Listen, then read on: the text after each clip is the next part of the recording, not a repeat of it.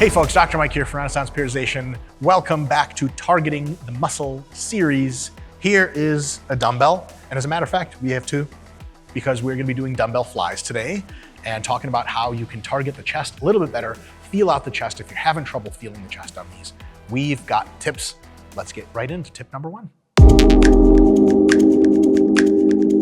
First tip to feel the chest more in dumbbell flies is to use as much momentum and as much weight as possible. No, wait, I said that wrong.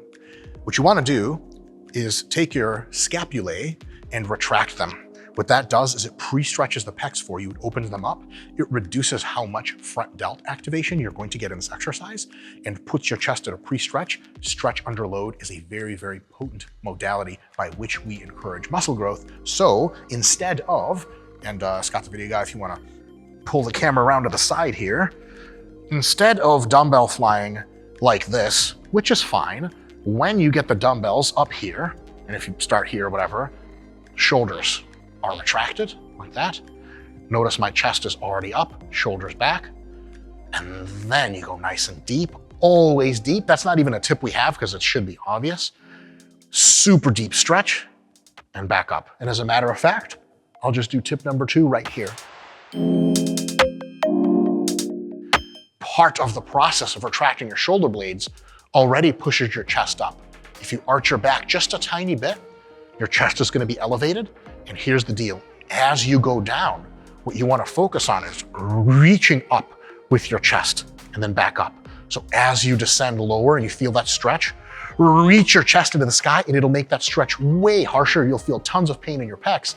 And that is actually going to enhance hypertrophy. So what we don't want is the opposite, and I'll show you guys the opposite. Shoulders out, doing some kind of partial range, the chest stays caved in, versus shoulders back. And as you go down, reach your chest up into the sky. This will blow your pecs into the stratosphere. All right, next tip is a choice for you guys. Like a lot of these tips, trying a few different variations and seeing which one lets you feel your chest the most.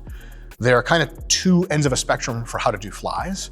One of them, and I'll show you guys just with my hands here and then I'll actually demo it on the bench.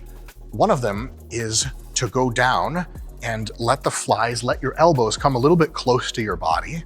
And sometimes that's really good from a shoulder comfort perspective. The closer your elbows come to the body, the more it's front delts and probably the less it's pecs.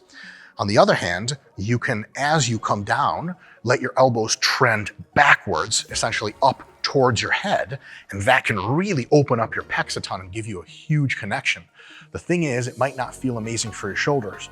If you're having trouble feeling your pecs in this, try the opening up and shifting the elbows back towards the bottom method. If it's good for your shoulders, it might really help with your pecs. But some people, based on various muscle architectures and limb anthropometries, actually seem to feel the muscle way better if they have a little bit closer angle. So try both. So if we're gonna set up our dumbbell fly, we're gonna use all the right cues. We're gonna retract, okay? The first method is just doing kind of what feels natural, and that's totally fine, right? And then the other method is as you go down, you go out, and there can be a visible arcing back and up towards your head. And that can really, really hit the spot super well. Try both, don't be dogmatic about it. See which one you like best. Best case scenario, they both work really well, and you can just do one for a few months and do another for a few months. And then you'll have the biggest pecs of all times. And you know, the Da Vinci of 2040 will carve a statue in your honor. It'll be one giant. All right, last tip, and then a quick clarification, which can be a tip of its own. So if you're having trouble feeling your pecs, a slow eccentric, slow descent, and a pause can really be a savior. Yes, it's absolutely fine to just do the flies in one smooth motion. However, if you're having trouble feeling the pecs, slow eccentric is really good. So let me show you what that looks like. Set up our good technique. Shoulders back, chest up. Slow, slow, slow. At the deepest, most painful stretch, reach your chest up and pause for 2 seconds. 1, 2, slow, slow, chest up and up, just like that. That will absolutely help if you're having trouble feeling it. Now, a related question comes up to this about cadence and range of motion and stuff is, should you clank the dumbbells together at the top? The answer is, it doesn't fucking matter. Because if you clank them, they can give you a nice sensation of, yeah, I accomplished a rep. But honestly, if you just come back here to where gravity points up and down, going from here to here gets you nothing.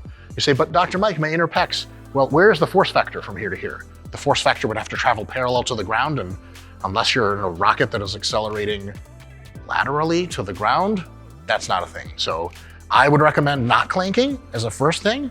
So just get up to where you don't feel tension anymore and then come back down. But if you have to clank them, hey, clank away to your heart's content. Hey!